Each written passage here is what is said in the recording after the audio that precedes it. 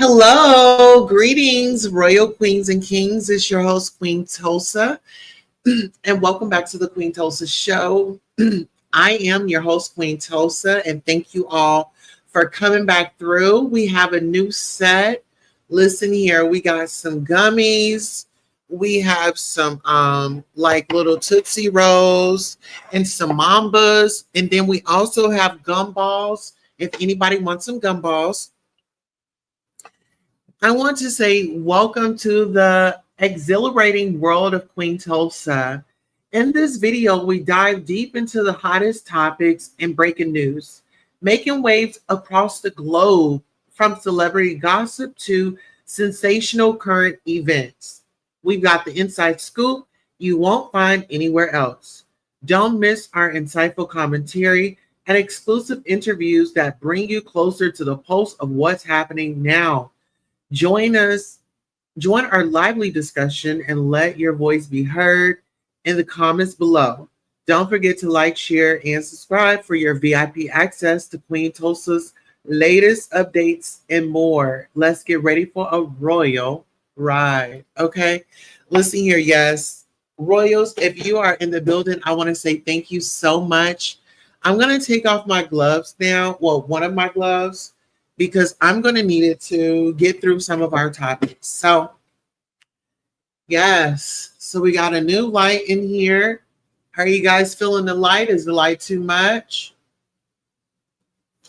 All right. So shout out to all of our supporters with the donations, whether it be Cash Out, whether it be Super Sticker, Super Chat, and also those of you that watch my video and like it, that contributes to my AdSense. So I want to say thank you so much. And I decided to invest some of the money that you have invested into me into our show. So hopefully you all love the atmosphere. It's clean. We have everything available to you. Like I said, we have some treats. So if anybody wants a gummy, you just let me know, okay? We got gummies in there. All right, so let's go ahead and go on over to my favorite place, which is Instagram. But I don't want to go to Instagram first. I want to go to my email because I did send myself some stories that I did want to cover with you all. And these are trending stories, these are viral stories. And I don't know if you all heard about the rapper, singer Rashida Frost and Kirk Frost. Um, their son has been into some alleged activities. And I don't know any of this to be true. Everything is alleged, but Chronicle Speaks did report on it. So give me 1 second. I'm gonna go ahead and bring this up. We need to go ahead and share this. All right, so celebrities, love and hip hop stars, Rashida, and let's see. Okay, let's do this. All right.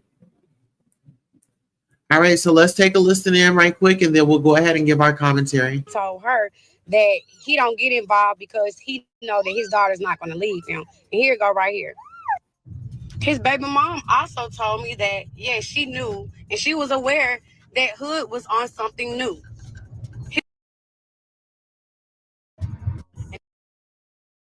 Updates.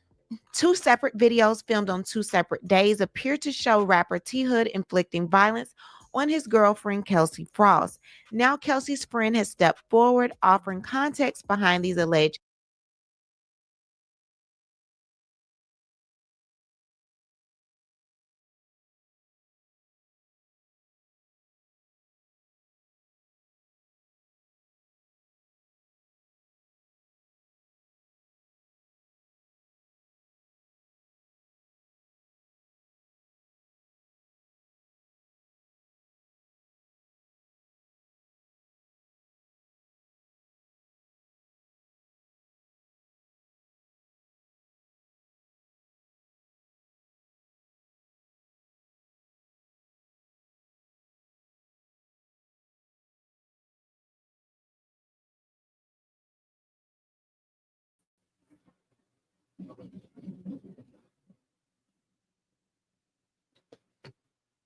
All right, are y'all? Oh,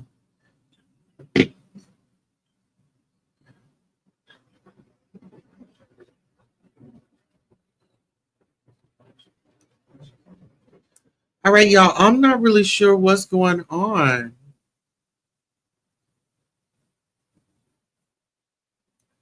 Can y'all hear me?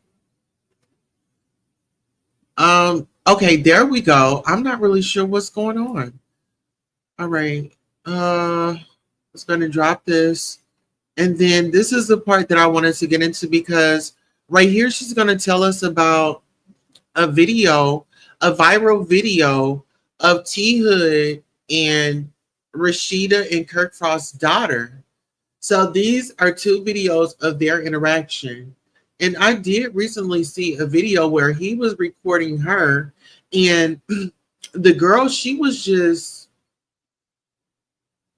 wound up like she was cleaning. I don't know what was going on, but let's go ahead and take a listen. 2 separate days appear to show rapper T Hood inflicting violence on his girlfriend Kelsey Frost. Now, Kelsey's friend has stepped forward, offering context behind these alleged incidents and shedding light on what she said happened between the couple. Before I start this video, I would like to send out my love and condolences to the people that have been affected. Um, I don't condone violence of any kind. I'm not here to bash anybody. I'm not here to mess anybody image up. I'm just here to speak my truth, what I've experienced, and basically speak up because everybody's doing the most, and it's a lot of clout chasing going on. It's a lot of narratives. It's a lot of rumors. And I guess everybody's a detective, so you know. And if y'all don't know what I'm talking about the K Frost and T Hood situation. So the baby mom reached out to me since Kay is my best friend, and I just want to show y'all her messages, point blank period. And I'm just gonna show y'all what the sister said and what the baby mom said. Hold on. So y'all remember the sister actually coming out saying that Kay supposedly set him up. Well, I got messed up the baby mom basically saying that she know personally that Kay didn't set him up because Mr. Kirk personally told her that he don't get involved because he know that his daughter's not going to leave him. And here it go right here. His baby mom also told me that, yeah, she knew and she was aware that Hood was on something new. He was on something new. And the person that he would do it with is Sydney/Vanessa. And she has gotten on her for doing that with him because he don't act himself when he's on that particular drug. And I have the message of that. I'm going to show y'all that too. Here you go. Her basically saying that he was on something new and that she noticed changes with him and that she had to get on the girl Sydney/Vanessa because that's who she think that he did it, that how he started it. So come on now, like she told me all this.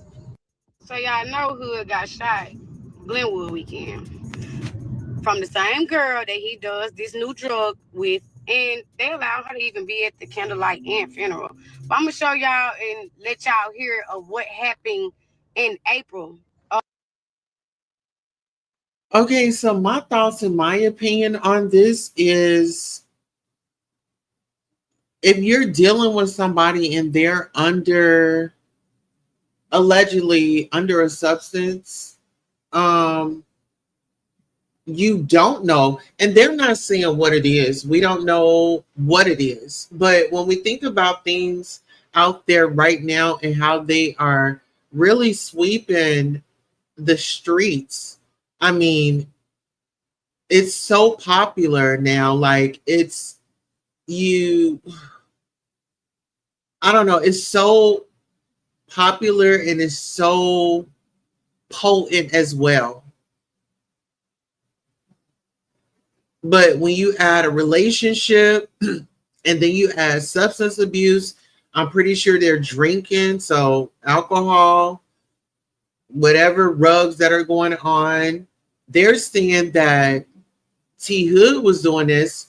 Well, was Frost, the Frost young lady, was she partaking in any type of drugs or anything like that? So it just, because they were saying, this is what they're saying in the streets, that he was on a substance and he flipped out on the sister And that's when they acted accordingly, allegedly.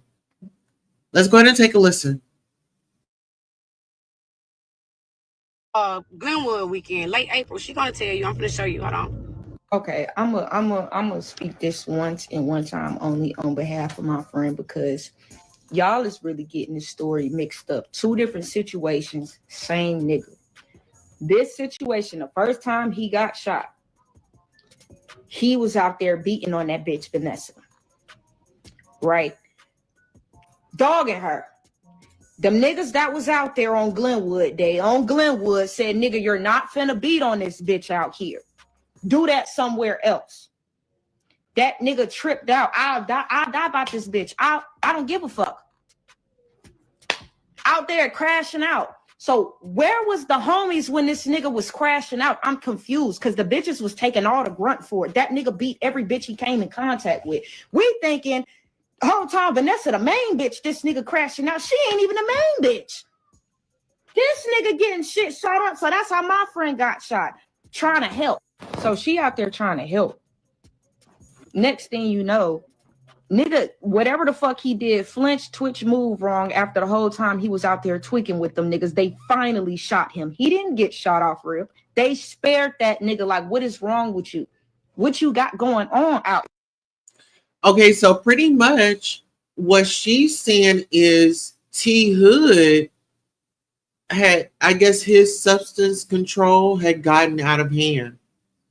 There was a situation that happened at Glenwood Day. If you guys don't know what Glenwood Day is, it's like a popular day in Atlanta, right? So they have Glenwood Day, they have Kirkwood Day, they have Edgewood Day. They have different days in the community and surrounding communities, and this has been going on for like decades.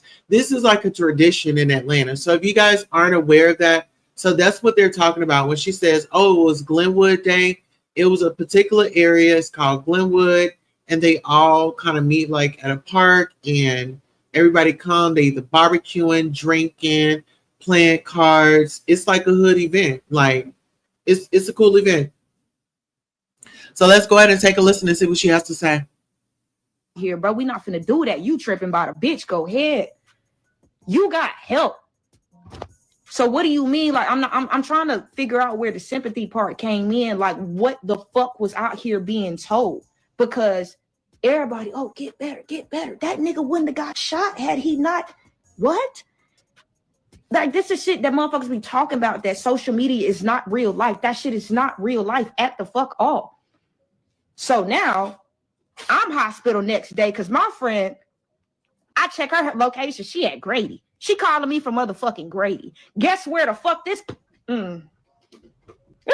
Guess where he was? At Grady. Come on. So all in all, I feel like this shit happened late April. It's now August.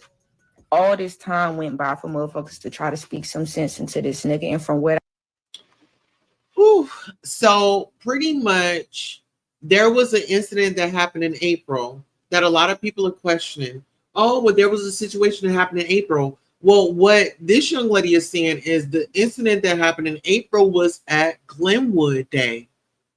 It was at Glenwood Day. It was in April of this year. So you got April, May, June, July, August. So 4 months later, this is a habit that they are saying that this young man has.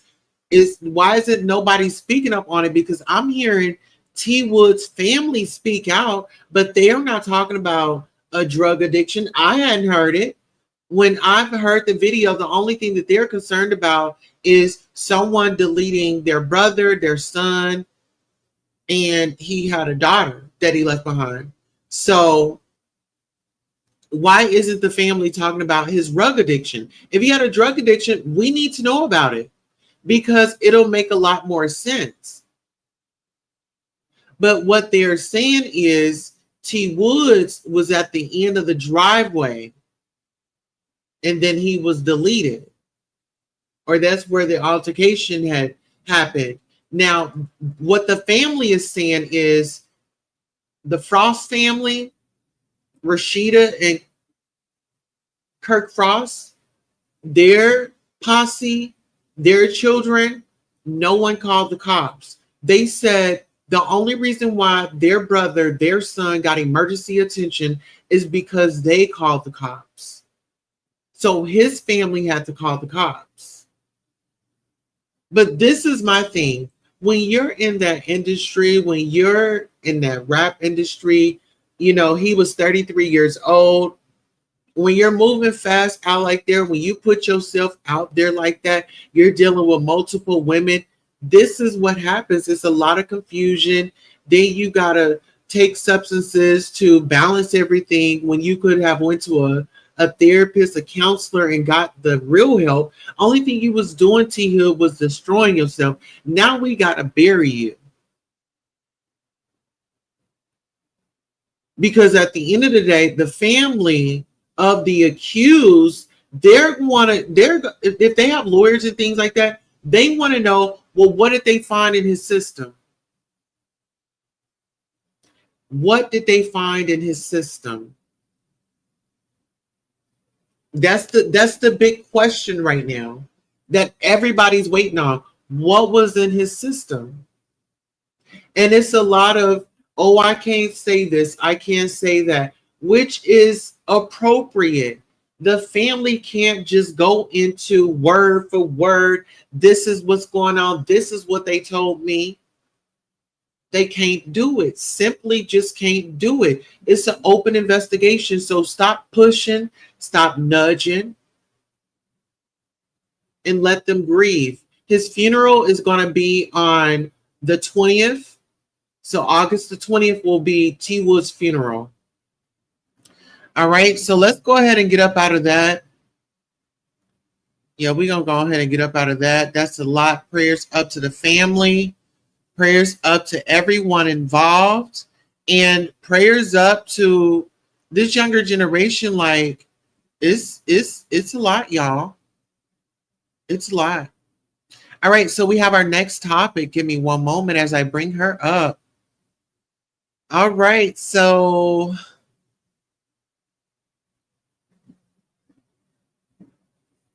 okay, let's get into it.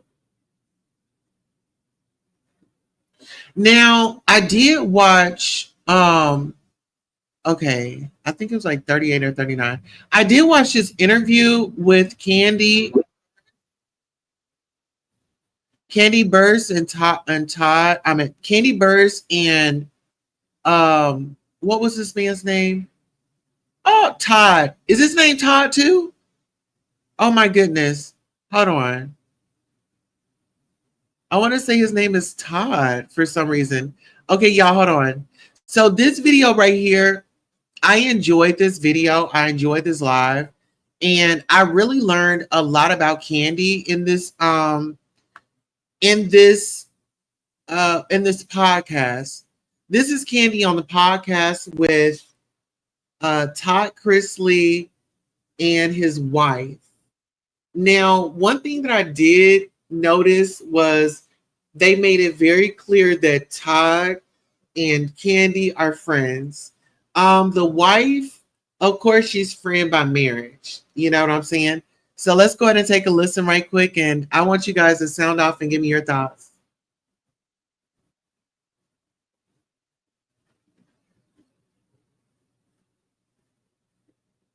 He went into prison for a long time. So I've been visiting prison since I was 15. So going every time I'm on tour, I stop at the prison just so I go see. I've been to multiple prisons across the country just to visit family and close friends. Right. So I know a lot of guys that was getting phones in there, texting, doing all that stuff. And your ass was in there, and now you over here telling, and they're gonna get the people in trouble. No, and first of all, I closed my camp down. Oh, you did? Yeah, it's closed in September the 5th. I'm actually going back August the 14th to speak at the last graduating class for RDAP there. What? I had 19 people escorted out of there for racial disparity, for not giving kids of color the ability to get their GED. Now listen here. When Hi, Norris Tony. How are you doing, love? Now, this is what I did appreciate about Todd. Am I saying his name right, Norris? Todd Chrisley? Okay, so when Todd Chrisley and Candy was in this interview, like I didn't know what to expect because he went on to Candy's podcast. Candy has her own podcast here on YouTube, and he went over there, and it was a great engagement. They let us know that they had knew each other from like way back in the day, and it was just a friendship that started. Okay, I'm saying it right. Okay. So Todd Chrisley and Candy, they met back in 2014, and they've been friends ever since. So a lot of people kind of took to social media when Todd has announced, hey, I'm out. She said, yay. And people had taken offense to that. They didn't know the backstory of this. They were friends since 2014. And this is my thing. You have all types of friends, like white, black, Puerto Rican, just all races, Russian, just all friends, right? And if this is your real friend, if you really want the best for them, they really want the best for you, whatever situation that they get in, you're not saying, hey, I agree with everything that you're going on, or I got a 2 cents to put in. It's no, I pray that you get through this situation. I pray that, you get the help that you need if it comes to that point, right? But let's go ahead and take a listen, because this was a very interesting interview. Not got putting them in refusal status for their FSA qualifications, which reduces their prison time. Mm-hmm. So I outed all that. What I will say is that even though I know there was a horrible situation I had to go through, everything happens for a reason. Amen. Amen. You know what I mean? And Amen. It's a wonderful thing that you are making it a true purpose for you to go back and help people that you met while you were there. Because these are, I view these men almost as like brothers that I just wasn't raised with. That it's almost like a reunion because all of these men are not bad people. Mm-hmm. They made bad choices. Right. And some of them are there for making no choice at all. Right. So when you start looking at, I have, like I said, I have this new show coming out. It's called The Todd Father. All of the younger kids, the staff would bring to me, and I would tell them, we're going to the barbershop. What happened to you on day one? Yeah. I went in, I went to the laundry and picked up my uniforms, came in to my pod, and then I had all of my. All right, y'all. So listen, if y'all want to hear that story, you definitely can find it on Todd and Chrisley's channel. They do have a YouTube channel. But what I was going to say to that was Todd Chrisley had went in, everybody have different experiences. He went in, got involved, and was helping individuals in there, getting them through school and, speaking up to the wardens and things like that because, I want to bring that back because he makes a very, oh my goodness. What he said was this black woman was racist to her own people. And I said that the other day. I said, black people can be racist against other black people. And Lord and behold, watching this interview, let me see where this time mark is, because I know I heard a conversation on here. Okay, maybe I need to speed it up a little bit. Okay, let me just play it from right here. She called me up there to her office, and my first, he goes, you got all your stuff? And I said, did you bring that? And he goes, because again, all we knew was don't take anything from anyone. Mm-hmm. And he goes, yes. I said, but I'm good. I says, I can buy my own stuff. He said, that was taken care of you. That didn't come from me. That was taken care of for you. Oh. Men, and I'm basing this off of just mine and her experience. Uh-huh. Our prison ran different. Okay. Now, we had a shitty ass warden who was just literally She was just the sorriest piece of garbage by the way that she treated these men. Mhm. Now, she did not come at me sideways like that because I read her every time she tried that. And so I didn't have that. You do realize that's your privilege, though. What? You do understand that, I right? told that in an interview. I said, let me Yes. explain this to you. When I say that she called me up there to her office, and my first interaction with her was, and she was this short, very thin black lady. Mhm. And she came as the warden there after I'd been there for about maybe 8 months, 9 months. Mhm. And I passed her on the sidewalk and I didn't speak. Well, I don't know who you are. Why? I don't owe you that. And so Privilege. I go right on about my. Clock this. Clock and see why the warden had a hissy fit with Todd at the prison because he didn't compliment her. You want to know what the reason is? This is a white man. From observation, he's a married man, but his mannerisms is, how you doing? You know what I'm saying? It's given, how you doing? You know? And so I could see why she would be like, well, why didn't you compliment me on my, on my situation? What he's about to tell us. Business. And so she calls me up to the office, and her biggest thing was, she said, I passed you on the sidewalk. She says, and you didn't even acknowledge my Gucci belt. And I looked at her and I said, because it wasn't real.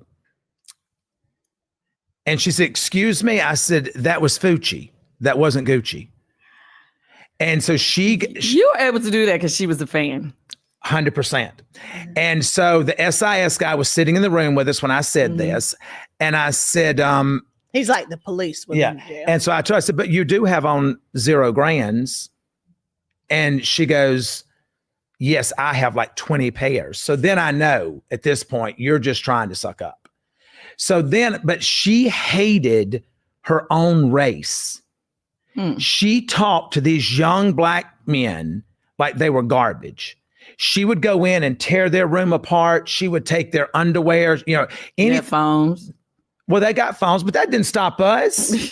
I mean, you take one phone today, there was 12 more coming in that afternoon. Did y'all not just hear what he said?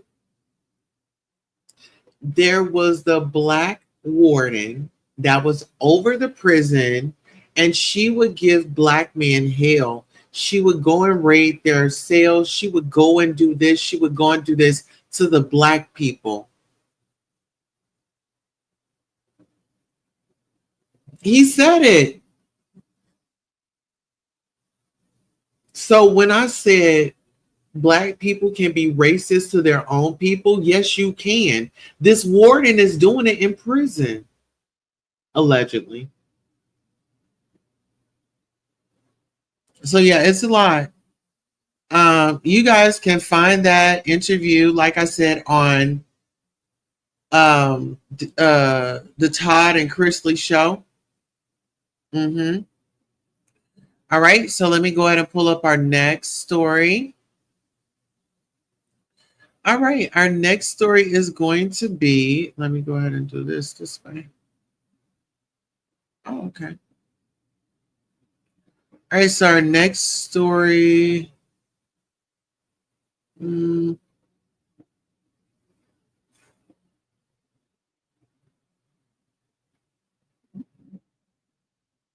Oh, y'all get into this. So this is actually in my town. Girl, we was just over here just the other day. Y'all get into this. Oh, y'all get into this. Now, you will not believe this. This next story that we have coming up. Let me go ahead and drop that down. But this next story that we have coming up, baby, I don't think y'all are ready. So trigger warning, trigger warning, trigger warning. Okay, this is it. Okay. All right, so y'all get into this. A former Destiny Life Church pastor faces peeping Tom charges. Okay, y'all get into this. Get into it. An Oklahoma pastor is facing peeping Tom charges for trying to film under a woman's skirt at a Hobby Lobby in Tulsa. Okay, hold on. Let me make sure we are still here. Now, get into this, y'all. Are y'all still with me? Please put a 7 in the chat if you can hear me clearly. If the audio is amazing, as I take a sip. All right, so an Oklahoma pastor is facing peeping Tom charges for trying to film under a woman's skirt at a Hobby Lobby in Tulsa. The incident happened on July the 9th, where court documents state that Kendrick Oakley reportedly followed a woman and tried to record under her skirt 11 times. Court documents say Oakley allegedly followed the woman around for 16 minutes and was seen on camera by a loss prevention associate. The associate followed him to his car, got his tag number, and told the woman. She then filed a police report and gave the video to police. Okay, now this is Mr. Oakley right here. He's got the dreadlocks. They pulled back into a ponytail. Man facing peeping Tom charges. It says Oakley tried to record under a woman's skirt. Loss prevention associate saw him and got his tag number. Associate notified the woman, and then she filed a police report. Okay, listen, these are the steps that you need to take. If you see something like that, you see somebody running and trying to stick their phone up under somebody's skirt, listen here, don't take matters into your own hands. Get the police out there. Get as much as information, get a description if you can get a photo, and if you can get them on video. Okay, but let's do what we got to do to save the peoples. Okay, now listen here, we got to see when he's going to court. Okay, we gonna show up to that. You know, we gotta cover the stories. You know what I'm saying? Whew, that was a lot. Trigger warning. All right, hello, Miss Sally. How are you doing? Good to see you. Yeah, it's got a 7 in there. All right. All right, so let's go ahead and move on to our next story. Okay, we're going to go right here. So we covered that story. All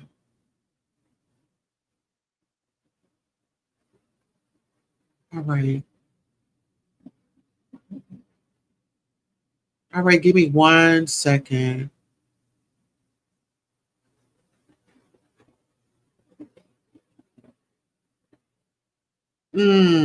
What story do we want to Oh, we got this story right here. This is great news. Okay, let me see. Because when we talk about the police and how they police our communities and things like that, and we're finding out that some of these people that the police department are hiring, they have not went and got like an extensive background. It's like, oh, I don't know if they just look over it or they're just in dire need of, officers on the force. But let's get into this. Sonia Massey shooting prompts Illinois law requiring disclosure of police recruits' backgrounds. The legislation requires disclosure of everything from job performance reports to non-public settlement agreements.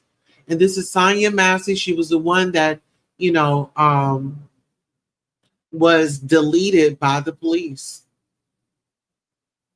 Illinois' law now requires that prospective police officers approve the release of personal background records in response to last summer's shooting of Sonia Massey, an unarmed Black woman, in her home by a sheriff's deputy who had responded to her call for help.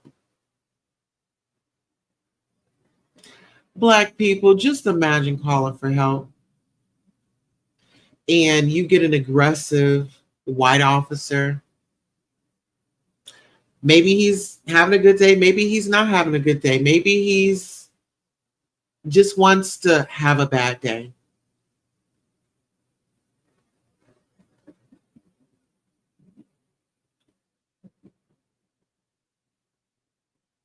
Let's take a moment of silence for Miss Sonia Massey.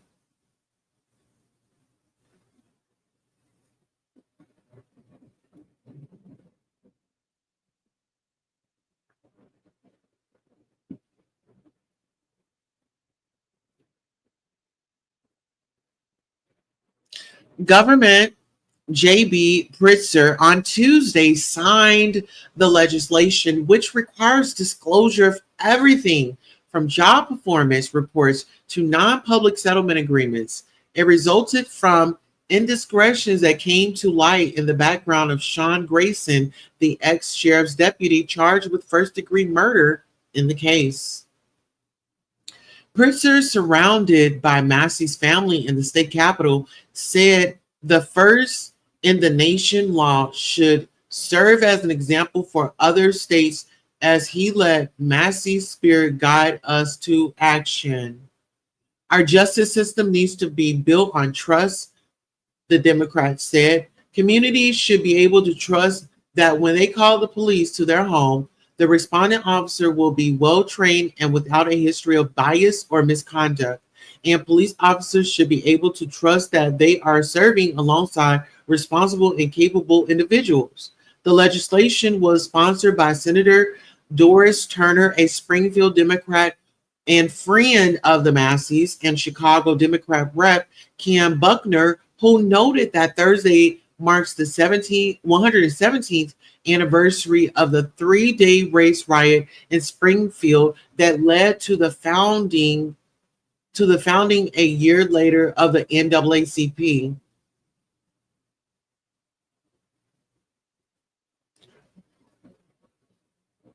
Let's acknowledge that. Let's acknowledge. All right, who is Sonia Massey? You guys are probably wanting to know.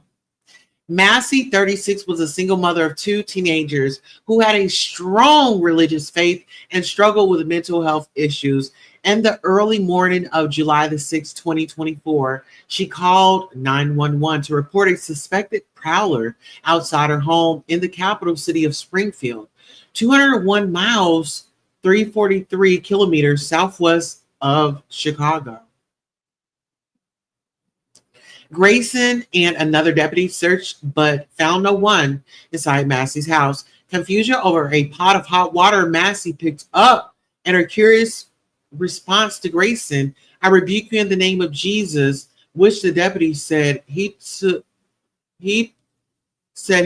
to mean she wanted to unalive him, prompted him to fire on Massey, hitting her right below the eye.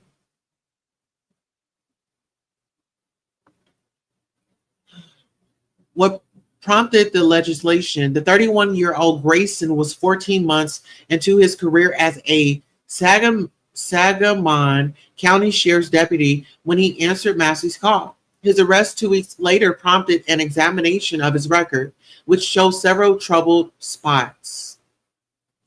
In his early 20s, he was convicted of driving under the influence twice within a year, the first of which got him kicked out of the Army. He had 4 law enforcement jobs, mostly part-time, in 6 years. One past employer noted that he was sloppy in handling evidence and called him a braggart. Others said he was impulsive. What does the law require? Those seeking policing jobs must sign a waiver allowing past employers to release unredacted background materials, including job performance reports, physical and psychological fitness for duty reports, civil and criminal court reports, and even otherwise non-public documents such as non-disclosure or separation agreements. It says it isn't punitive to any police officer. The same kind of commenced legislation needs to be done nationwide, James Wilburn, Massey's father, said. People should not be able to go from department to department and their records not follow them. So let's keep the Massey family lifted up in prayer. And yes. All right. So I feel like it's a great law. Let's see.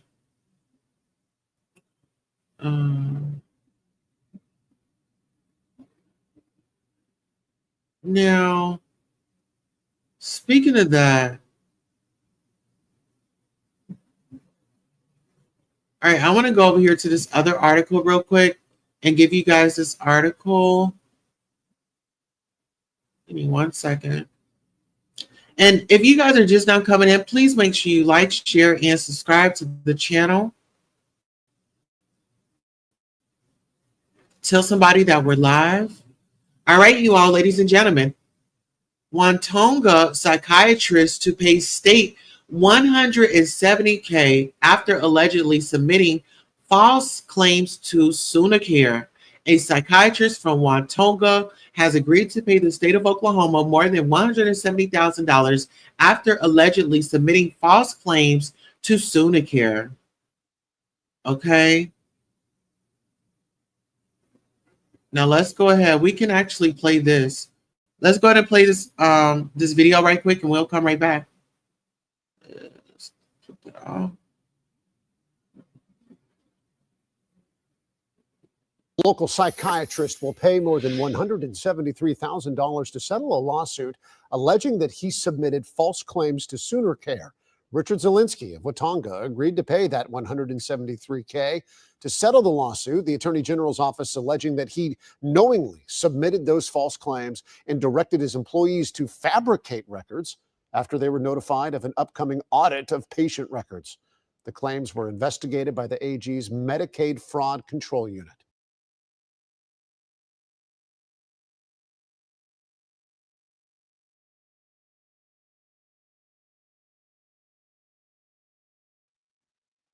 All right, my thoughts and my opinions on that story is whenever you are sitting there abusing your privilege, like on a job, you just sign an oath, you know, you're there, you're working for the people and things like that. Why would you take advantage? So my quick, short response is these white collar crimes. Some people get away with them on a daily basis. And I feel like if you are out there committing crimes and misusing funds that are there to help low income families, like you are taken out of their mouth. You are taken out of their mouth, you know? And so instead of you doing your job, so my thing is, does he not get sanctioned? Does he still keep his license?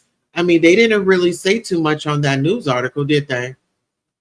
But you know, if it was somebody of color, how do y'all think that would have went? How do y'all think that would have went? Okay, let me see. All right, let me know in the comments.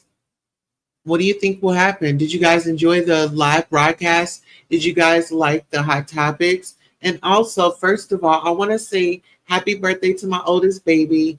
Happy birthday to Speak With Your Girl, Marcella. Happy birthday to your girl, Nisi. They're content creators on here. And so they share my child's birthday. But yes, I want to thank you all so much for coming out and giving me your royal minutes. I know you could have been anywhere else, but you decided to come on here to the Royal Palace, okay? Listen, the Royal Palace is definitely a place where you can relax and feel included into the conversation. On that note, I love you all, Royals. Have a great time, and I'll see you on the next broadcast. So long.